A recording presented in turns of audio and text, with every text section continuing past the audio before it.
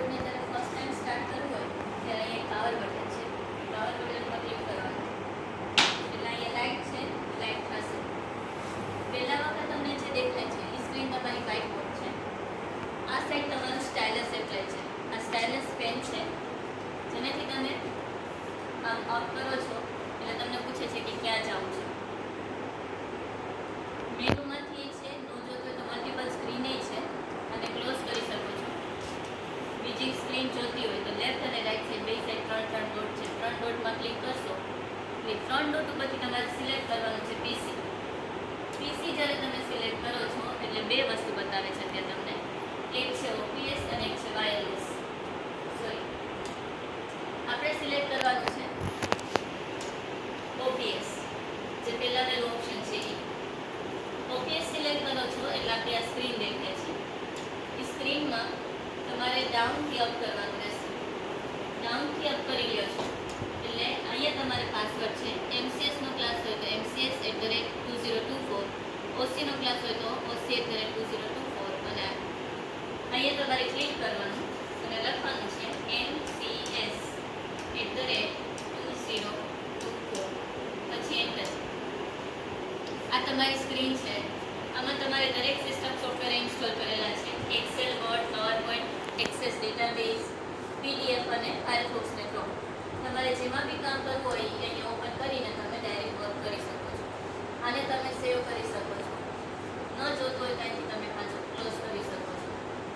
એવી જ રીતે છે વર્ડ, સેમ વેમાં છે પાવરપોઈન્ટ અને આ પાવરપોઈન્ટ. તમારી કરેલી સેવ કરેલી ફાઇલ તમે ઓપન કરી શકો છો. પણ અત્યારે તમે જે વસ્તુ જોવો છો એ વસ્તુ છે ઓપીએસ. ઓપીએસ એટલે આ સ્માર્ટ બોર્ડની પાછળ જે ઇનબિલ્ટ સિસ્ટમ છે એ વન ટાઈપ ઓફ તમારી ઓપરેટિંગ સિસ્ટમ જ છે, પણ એની અંદર બધો ડેટા સ્ટોર થશે અને એની સ્ટોરેજની કેપેસિટી છે 1 TB. હવે માની લે કે તમારે આની સાથે વર્ક નથી કરવું અને આપણા લેપટોપની સાથે વર્ક કરવું છે, તો લેપટોપમાં HDMI કેબલ આવે. એ HDMI કેબલથી તમારે કનેક્ટ કરવું હોય તો અહીંયા HDMI કેબલ લીધો અને આની સાથે કનેક્ટ કરવાનું છે. એ કનેક્ટ થઈ જાય એટલે એની મેળા અહીંયા ઓટોમેટિકલી આવી જશે. તમારે કાંઈ કરવાની જરૂર છે નહીં. પછી આ સ્ક્રીનમાં જેમ તમે નોર્મલ વર્ક કરતા હતા એવી રીતે તમે નોર્મલ કોઈ પણ વસ્તુ ઓપન કરી શકો છો. ફોર એક્ઝામ્પલ આ PDF. પીડીએફમાં શું છે મને ખબર નથી, મેં કોઈ પણ રેન્ડમલી PDF ઓપન કરી છે.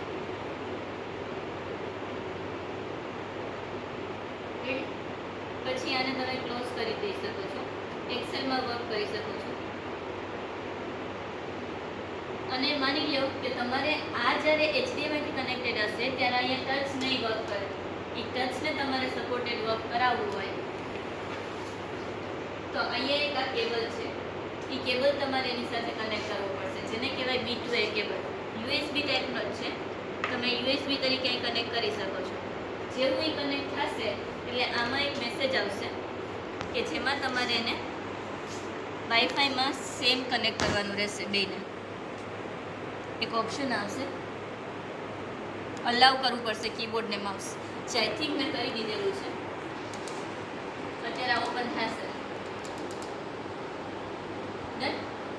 આ કેબલ તમે કનેક્ટ કરેલો છે એટલે કીબોર્ડ ને માઉસને અલાઉ આપવાનું અને વાઈફાઈમાં બે સેમ કનેક્ટેડ હોવા જોઈએ. આ લેનથી કનેક્ટ હશે તો બી ચાલશે, પણ સેમ નેટવર્કમાં હોવા જોઈએ. 2 વાર ઓપન થઈ ગયું છે, 2-3 વાર એટલે.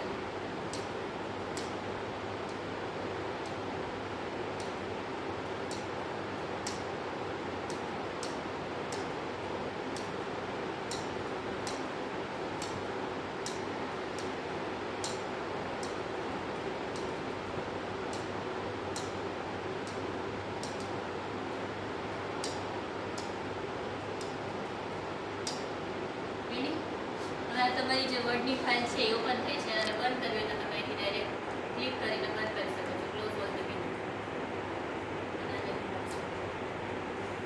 થઈ ગયું ટચ સપોર્ટેડ. ટચ સપોર્ટેડ જોતો હોય તો તમારી વસ્તુ કરવી પડશે. પણ નેક્સ્ટ મોર ઇમ્પોર્ટન્ટ થિંગ કે તમારે આ HDMI કેબલે કનેક્ટ નથી કરવું અને તમારે વિથઆઉટ HDMI કેબલ કનેક્ટ કરવું છે તો આ કાઢી અને વાઈફાઈનું તમે પાસવર્ડમાં નાખેલું છે અને વાઈફાઈથી આને કનેક્ટ કરવું છે.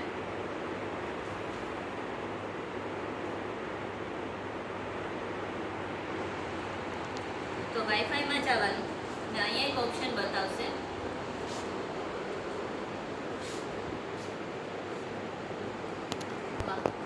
ત્રણ ડોટમાં જ્યારે તમે પીસી કરશો એટલે એક વાયરલેસનું ઓપ્શન છે. એ વાયરલેસમાં ક્લિક કરવાનું અને ક્લિક કરીને અહીંયા ઓપ્શન એક જ્યારે તમારે વાઈફાઈથી કનેક્ટ કરવું હોય ત્યારે સિસ્ટમમાં એના નોટિફિકેશન્સમાં જઈને તમારે ક્લિક કરવું પડશે કનેક્ટ ઉપર, અને કનેક્ટ ઉપર જઈને એ સેમ તમારે વાઈફાઈ ક્લિક કરવાનું. અહીંયા MCSનો ક્લાસ છે તો મેં MCS સિલેક્ટ કર્યું છે, અને જેવું તમે અહીંયા કરો છો એટલે અહીંયા તમારા ડિવાઇસને અલાઉડ આપવું પડશે. કીબોર્ડ ને માઉસવાળું એક નોટિફિકેશન હજી આવશે જેને તમારે અલાઉ અહીંયા પહેલાં અલાઉ કરવું પડશે.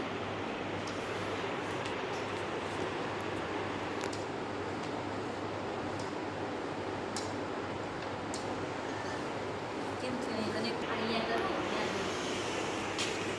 અહીંયા બટન છે એના પર ક્લિક કર્યું એટલે સીધું અહીંયા ઓટોમેટિકલી અલાઉ આપેલું હતું એટલે આવી ગયું છે. હવે નામ અને ટચ સપોર્ટેડ પાછું નથી, તો ટચ સપોર્ટેડ આપણે કરવા માટે કીબોર્ડ માઉસ અલાઉ કર્યું હોય, અદરવાઇઝ તમે જેમ હતું એમ કનેક્ટ કરીને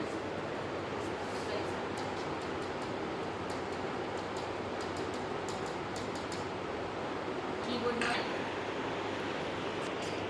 નોટિફિકેશનમાં અલાઉ ઇનપુટ એના પર ક્લિક કરવું પડે કીબોર્ડ ને માઉસ માટે.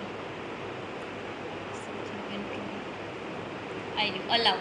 આ અલાઉ વાળું ટિકમાં હોવું જોઈએ, તો અને તો જ પછી થશે. હવે તમે ગમે તે ક્લિક કરો છો ડાયરેક્ટ, અને કદાચ આના વિનવ્ય ત્યાં ચાલશે. હું આમ કાઢીને બતાવું છું. હવે આને મેં કાઢી નાખ્યું અત્યારે